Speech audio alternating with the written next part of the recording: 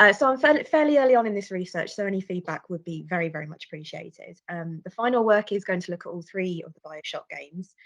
But for the sake of brevity, I'm just going to look at the first one. So I am slightly cheating because I'm using a quote from the third one. um, so Bioshock, which is from 2007, and Bioshock 2 from 2010, are set in the underwater city of Rapture. Developed in the mid-1940s, Rapture was designed by its creator Andrew Ryan to be a utopia for humankind's greatest artists, scientists, and thinkers, aiming to reject the rules and structures of the surface for a more laissez-faire society. Promoting the individual and their freedom, Ryan posits Rapture as a place where thought, creativity, and science would not be restricted by religious, political, or economic oppression, or, as he notes in his welcome speech, by petty morality. Initially, Rapture prospered with huge leaps in engineering and science, including the discovery of Adam, a gene-mutating substance that was developed into plasmids, giving the use of various superpowers. However, this also led to rampant addiction to Adam, with both addiction and withdrawal causing violent psychosis and turning people into splicers. The creation of abject little sisters, mutated little girls conditioned to harvest Adam and their big daddies. So again, conditioned humans bonded to a weaponized diving suit. There's an ever-increasing gap between rich and poor and general unrest within the city, exploited by businessman and smuggler Frank Fontaine, who later reinvents himself as folk hero Atlas after his supposed death.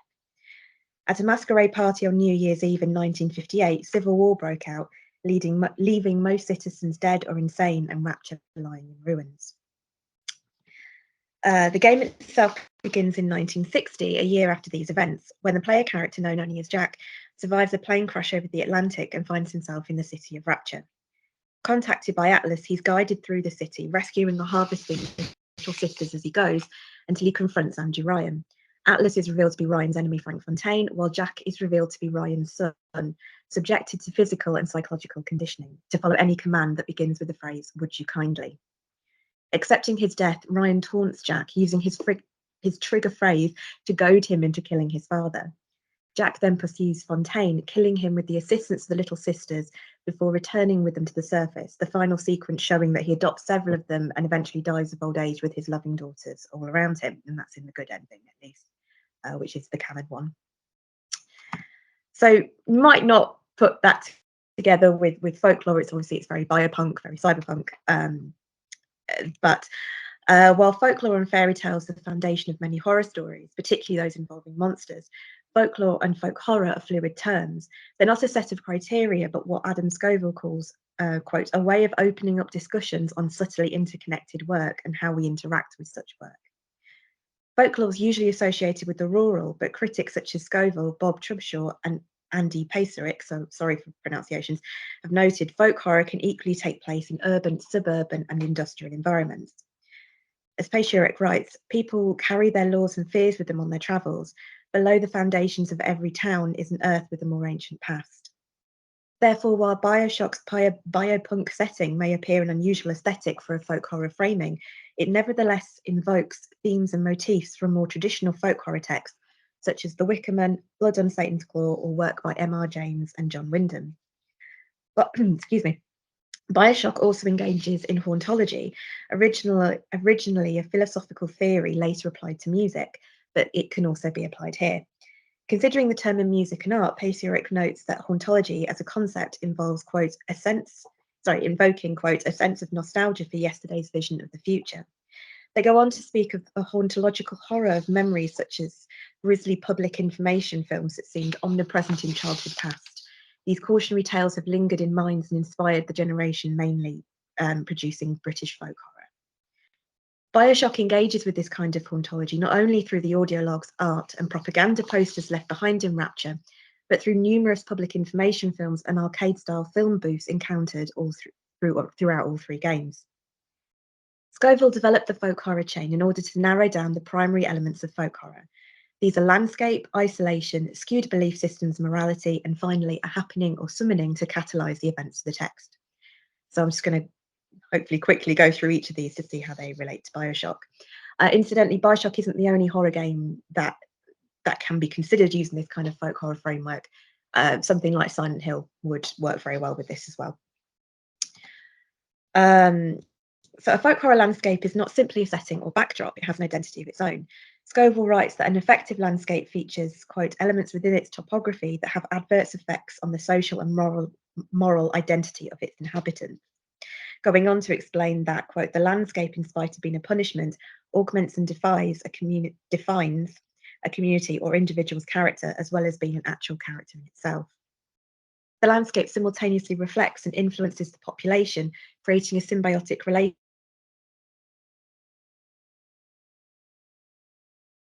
Furthermore, Scoville notes that the folk horror landscape must, quote, isolate a key body of characters.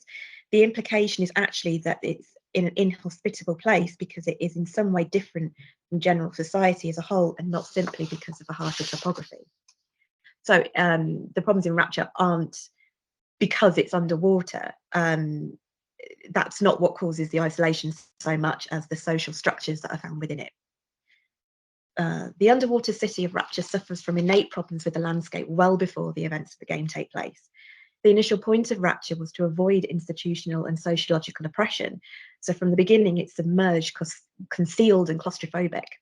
Influenced by objectivism and Ayn Rand philosophy, an environment promoting the rights and freedom of the individual in a hyper-capitalist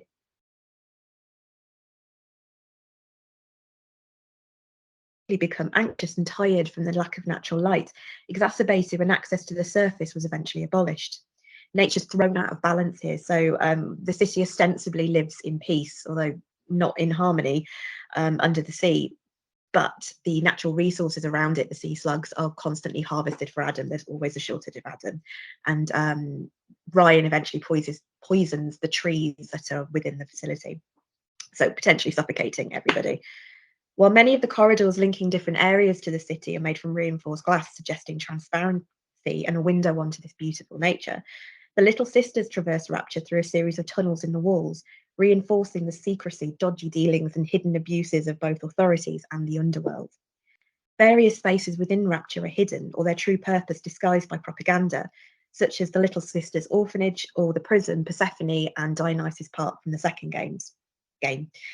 After the New Year Day riots, Rapture lies in disarray. Several areas are flooded and inaccessible, with some of the glass corridors broken and many places damaged from fighting or vandalisation. The third link in the folk horror chain is skew belief systems and morality. Ryan's dream for Rapture's social structure is at odds with the surface world, and while this isn't necessarily a bad thing, his attempts to create a utopia where imagination and intelligence aren't restricted simultaneously summons an uncontrollable dystopia devoid of empathy or responsibility. So the individual's prized to this point where everybody else is just condemned to be an object or a plaything, and they're completely disposable.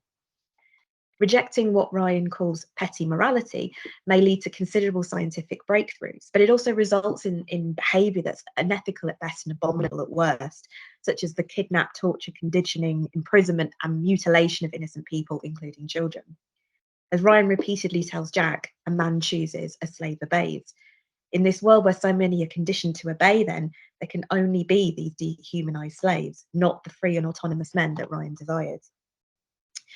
Fontaine has utmost control over Jack's life even before he was born. He's responsible for the latter's development into a sleeper agent as well as his return to Rapture. He, quote, had him built to order. Once Jack has killed Ryan, Fontaine attempts to dispose of him using another trigger phrase to stop his heart from beating. In fact, every NPC encountered within Rapture treats people as objects.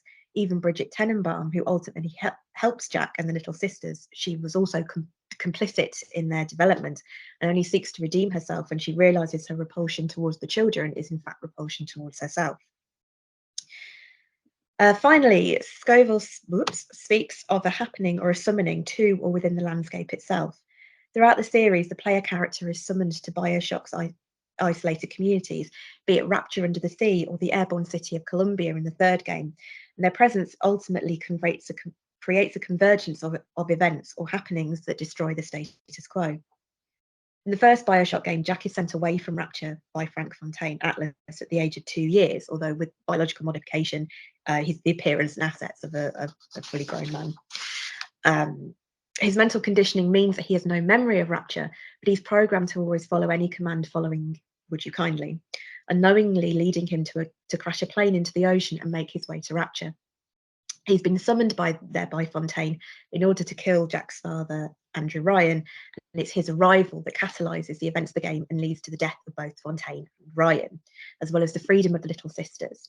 It has to be Jack that is summoned to create all of this, partly just because narrative, and partly because the bathyspheres that escort people into Rapture have been altered so that they'll only admit people with Ryan's DNA, and it also means he can avoid some of the more violent security. Jack functions as an effective sleeper agent, and in folklore terms, a sacrifice to assure prosperity, that's from Fontaine's point of view, or as a demon summoned to Rapture to help destroy it, and that's from Ryan's point of view.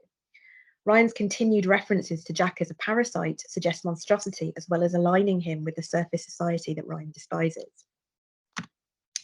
However, Bioshock's link to folk horror go beyond Scoville's framework, particularly regarding the design of its monsters. So if you compare Bioshock to the classic folk horror film The Wicker Man, which is probably most people's template for folk horror, or Midsummer, which is obviously a more contemporary example, even though both of these films take place within isolated rural communities, they feature motifs that are shared with Bioshock's urban claustrophobic setting. Although Bioshock's New Year riots take place before the game begins, the effect is palpable, the trauma it created etched into the broken walls and damaged psyches of Rapture. And the main enemies encountered by the player character are splicers, so Adam addicts, whose continual use has led to physical and psychological decline.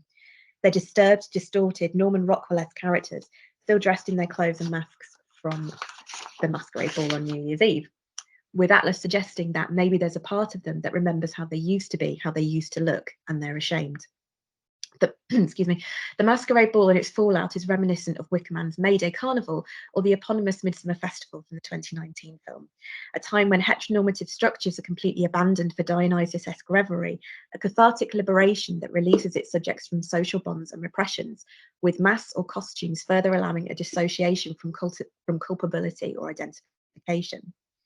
So Cody Major, again, I'm so sorry for pronunciation, writes on the queerness of the carnivalesque within Bioshock, noting that the splicers cling to the masks and costumes from the ball to hide their perceived ugliness, which stands in contrast to the ideals of beauty and perfection that Rapture once embodied. However, while the masks allow the splicers to cover up, hide, and perform, all while granting a protected vantage point from the eyes behind them, the eyes still become trapped behind the mask. Like the revelers of Wicker Man or Midsummer, the splicers are locked into this dissociated world because returning after this trauma would be too psychically dangerous.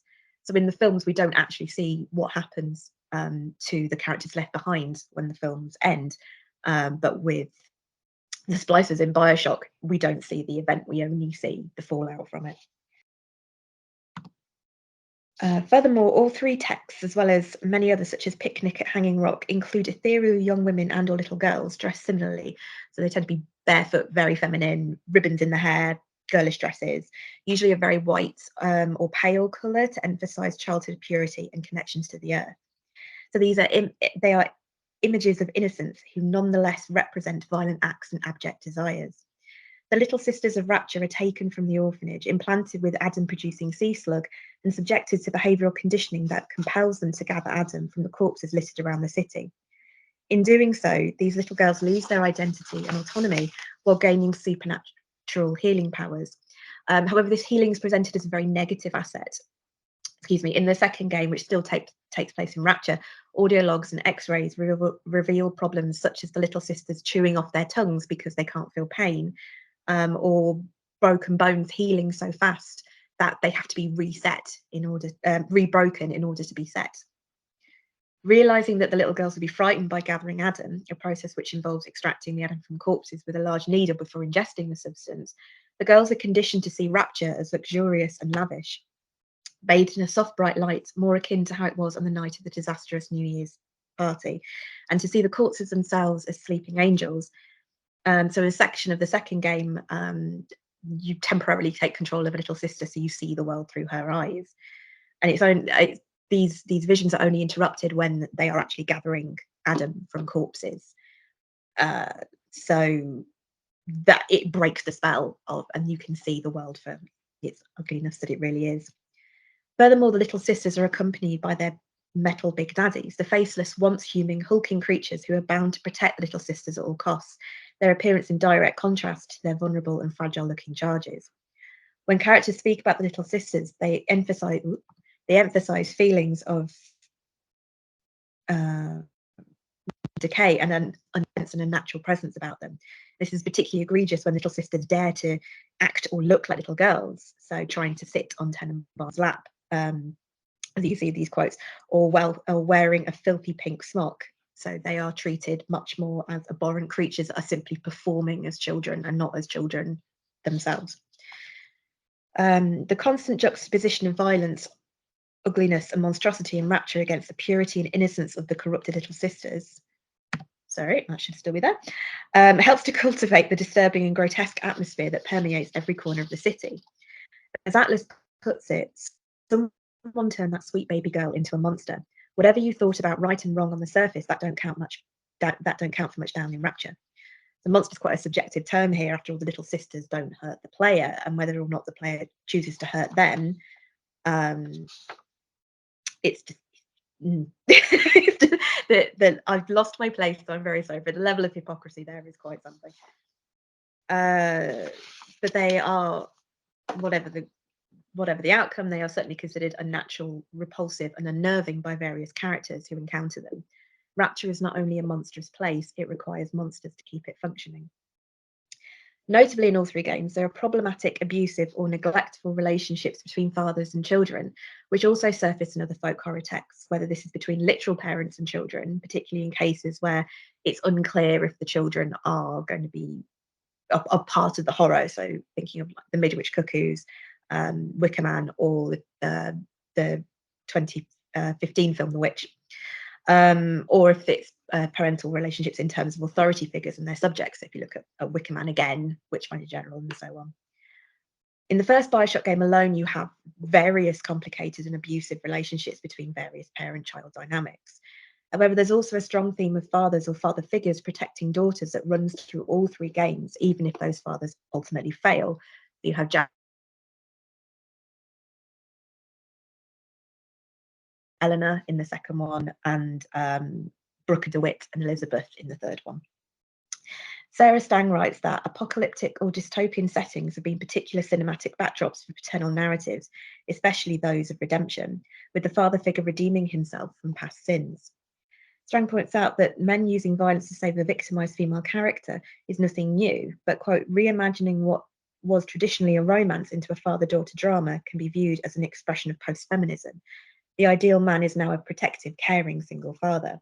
And you can see this in games such as Silent Hill, The Last of Us, Walking Dead Season 3, and Resident Evil Village. Stang suggests that the first Bioshock game features, quote, an almost Oedipal journey in which the player character uses his daughter figure as tools to assist in the usurpation of his own father figure in order to become a father himself, as opposed to what she calls violently protective fatherhood of the second game. However, Stang criticises these narratives for being unable to break away from the damsel in distress narrative by continuing to valorise violent male agency. So I am just going to very quickly sum up if I can. Reframing Bioshock as folklore highlights the importance of space in the game, engaging with questions of morality and engulfment, while further criticising the themes of choice versus fate, religion, imprisonment, isolation, utopia, and sacrifice prevalent in all three texts. Rapture is a fairy tale world inhabiting folklore made flesh, or more accurately, flesh, splice genes, and metal, but in a form that is unstable, unsustainable, and must therefore be rejected in order to ensure psychological survival. And I hope I haven't run over. Thank you very much.